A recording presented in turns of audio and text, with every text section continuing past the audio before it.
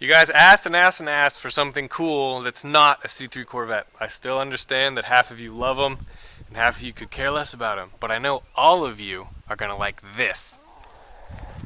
I don't know how soon I'm gonna get to it because I have a whole bunch of other stuff to work on, but this is a 1959 Mercury Monterey. Look how excited Noodle is. Look how excited Noodle is. She's so excited, it's a new car. Chopstick's excited too. You wanna go smell it? You wanna go inside? Go up in there, come on. Come on. Go up in there. Snow, get all the smells. Get all the smells. Oh, it smells good, huh? Does Noodle approve? Chopstick, you want to jump in there? You jump in there too? Those dogs. Standing on the seat like crazies. Does it smell good in there? This guy's going to tear up my... Okay, get out. Tell him to get out. Come on. You want to go on this side? You can go in here. Try that. What's in there? Ooh, good smell. My dogs do this to every single car I bring home. It's hilarious. Noodle, get your face out that box. What are you doing? All the smells. They're looking for cats. Noodle, you're the worst mannered dog ever. Oh, gotta smell the carpet. Look how big it is. I think it's longer than the Cadillac. The crazy part is just so long and flat. But I got this car out of a city called Hurst, which is north of Fort Worth, Texas. It needs a bunch. It doesn't drive, it doesn't run, it doesn't stop, it doesn't do any of that stuff.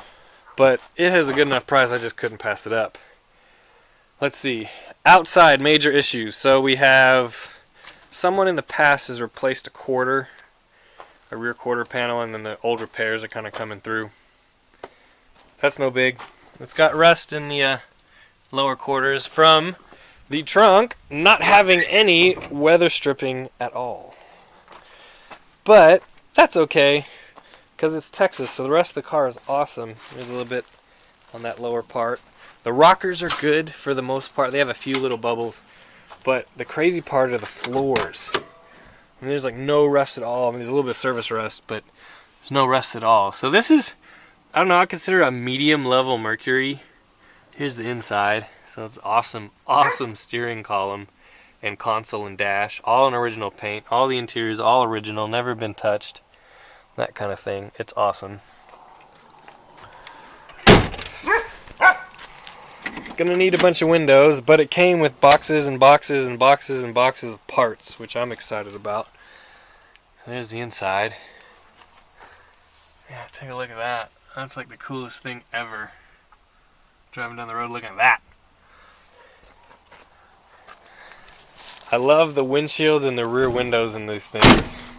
And just look how big this piece of glass is. It's huge. Here's a reference point. Here's my arm. And it doesn't even cover the whole thing. It's big. And you have the wraparound rear window. If you look through the side, you can see through the other side. Super big and awesome. So this reminds me a lot of the 58 Edsel that I brought back to life. The reason being is because the interior is about the same color. And this hood opens about the same. And under the hood is really similar. I'm surprised to see a 2-barrel carburetor. Maybe it was an option to have a 4. I don't know anything about Mercury's, but I know it's all original and awesome. The only bit of rust up here in the front is the battery tray, which is bolt-in, I believe. So I don't have to worry about that. Also, the engine does move. See if I can get it to do it. I did it earlier. Let's see. I can't get a good grip on this hand. Changing hands. There you go. The engine moves. When I start working on it, which I don't know when will be, I'm basically going to concentrate right here on the engine. And then from there, transmission, and then brakes, and then suspension, and then we'll do the inside. I don't know what I'm going to do about this windshield. They're like $500 new. I'm hoping I find a used one. Maybe. We'll see. But like I said, there's boxes and boxes and boxes and boxes of parts, and I can't wait to go through it all. It's going to be awesome. Let's see. Let's roll this window up because, I mean, look how rust-free it all is. I mean, yeah, it's got surface rust, but that is solid and awesome. Especially because it's been sitting outside for forever. So I think this window is broken as well. Yeah, it's broken. But that's okay. It needs to be rolled up. I know I have at least one window. I believe it's to replace that one, which is good because there's a hole in it. The other crazy thing is, look at that square clock. How bizarre. You guys know me. Because I can't help myself, I've got to at least wash and shine up a patch of the paint on the roof and also the paint on the door. Maybe we'll do some scallop action right here. And we can do some right here. Oh, this is a lot dirtier than it was in the pictures. But that's okay. Using my favorite rubbing compound, you can kind of see the layers. So this is dirty, not washed. This is wet, dirty.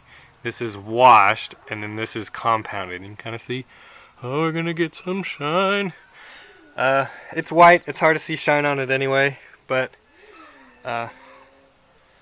it'll be good. It'll take a lot of time. What I might do, if this turns out to be a really, really, really nice driver, what I kind of want to do is leave the gray, it used to be turquoise, leave the gray as is, maybe clear coat it, but then repaint the top white so the top's nice and shiny.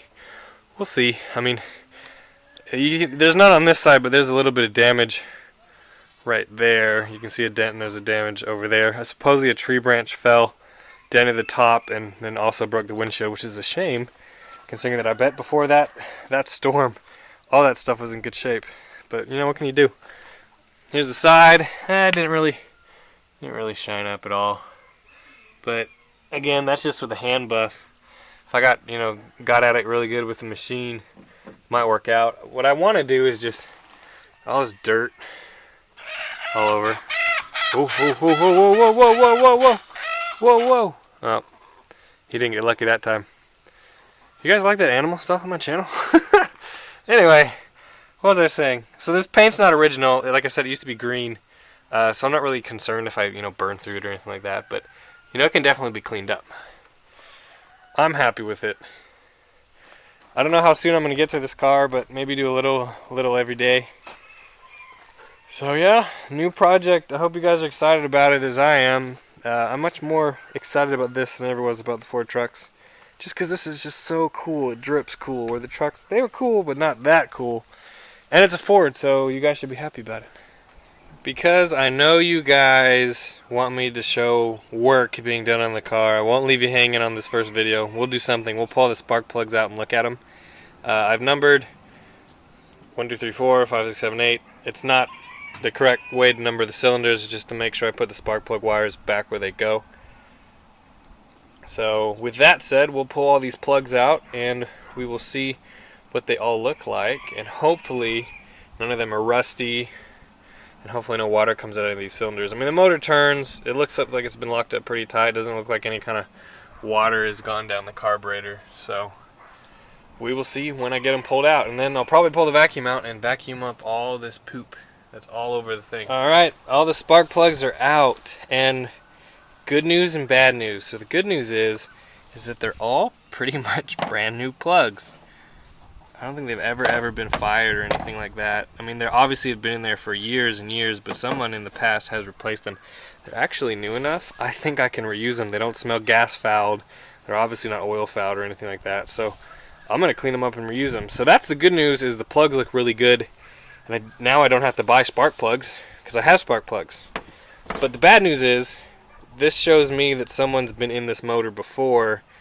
And so one of two things happened. One, they put in plugs and then lost time, or lost funding or whatever, and they stopped working on it, or they couldn't get spark, whatever.